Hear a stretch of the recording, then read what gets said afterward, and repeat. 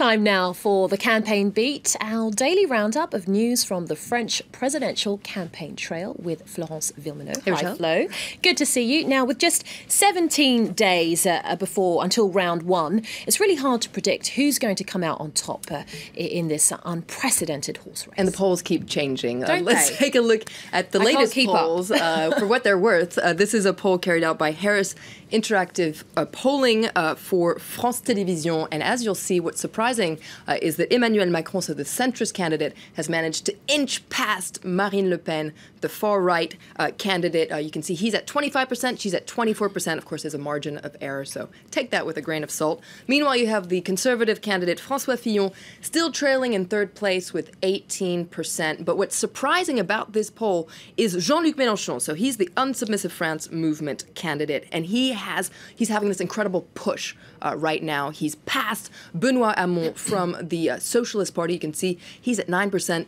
Jean-Luc Mélenchon is at 17%, so he's really nipping at François Fillon's heels here. He could sneak into third place there, if those figures are anything to go by. Now, analysts are bracing themselves for a major surprise on election day, given that, according to reports, 1/3 of voters haven't made up their mind. It's incredible. If you think about it, that's a huge number. If you think about it, the question mark is the one that's leading these kind of polls here. It's really true across the country. You have, from the north, south, east, west, French people haven't made up their minds yet. Analysts say that mainstream politics is in the middle of a major crisis. Now, why are so many voters uninspired?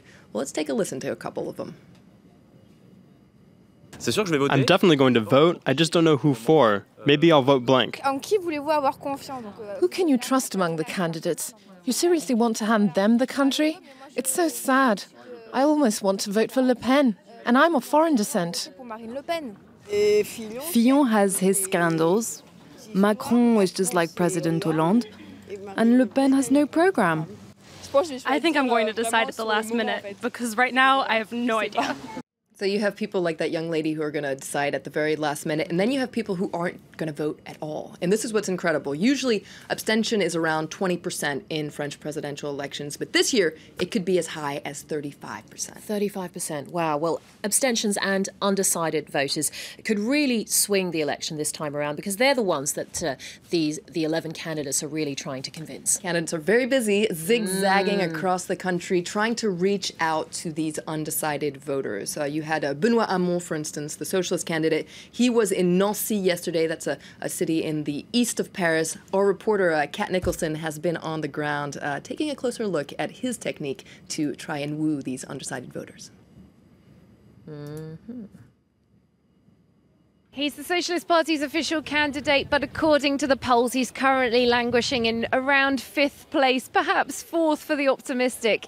Benoît Hamon has sent out campaign caravans all around France, 3 of them, in fact, to explain one of his key policy measures to try and boost his scores and get people around France to better understand the universal basic income. Now, this is the Green Caravan, and we've caught up with it here in Nancy, in the east of France.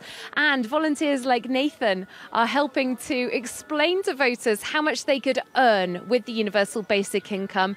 If Benoît Hamon, of course, were to be voted as president, they can do a simulation, enter their current salary and find out how much better off they might be. Nathan, are you finding voters are enthusiastic?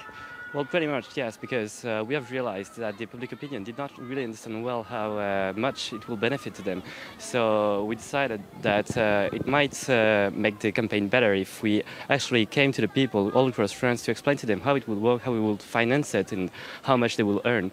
And as it turns out, 80% of the population will benefit it. Well, most of the people, almost all of them, are pretty happy with the outcome.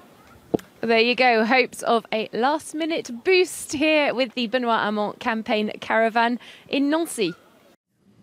Now, Flo, as we just saw in the latest polls, Hamon is facing a major challenge from the far left's Jean-Luc Melenchon. Jean-Luc Melenchon is really on a roll right now. Now, just remember, a few weeks ago, he was at a distant 5th in polls. And as we just saw, he's now trying to creep into 3rd place. Our reporter, Chris Moore, spoke to his campaign spokesman, Alexis Corbière, so the spokesperson for Unsubmissive France movement, to find out where this momentum is coming from.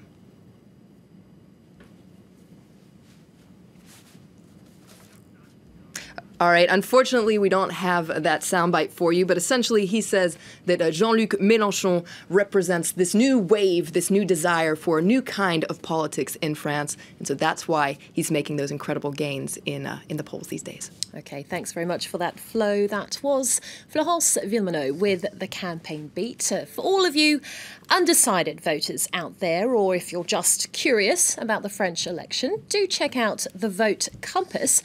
This is a tool developed by France 24 in partnership with Vox Pop Labs.